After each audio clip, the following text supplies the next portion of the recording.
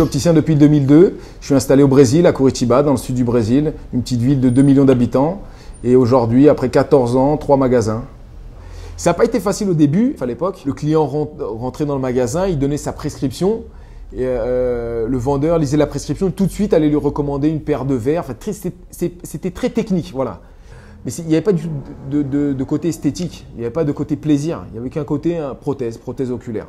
Jusqu'à aujourd'hui, le client rentre dans la boutique, il est séparé par la table et toutes les lunettes sont en dehors. Tu ne peux même pas essayer les lunettes, c'est le vendeur qui te montre les lunettes. La plupart des magasins recevaient tous en blouse blanche, comme si c'était des médecins, comme si tu allais voir un docteur et que le docteur allait te mettre une prothèse sur les yeux.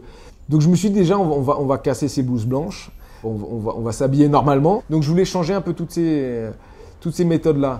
Dès que le client entrait dans la boutique, il voyait vraiment un concept différent. C'est-à-dire qu'il n'avait pas l'habitude, c'est généralement des tons gris, des tons marrons ou du noir. Et moi, j'arrivais avec un peu de couleur, avec du mobilier qui était fun, avec des lunettes qu'il pouvait toucher, qu'il pouvait porter. Ok, les plus beaux designers de lunettes sont des designers français. Et on a tout le savoir-faire en France avec toutes les technologies, l'ingénierie qui va avec. Je me suis dit, bon, il y a une niche de marché avec des produits français, design. Je veux des magasins plus petits. Il n'y avait pas besoin de gros magasins, comme c'est en plus un concept nouveau, je voulais des magasins plus petits. Et un peu plus rigolo, les Brésiliens sont très attachés à un service personnalisé.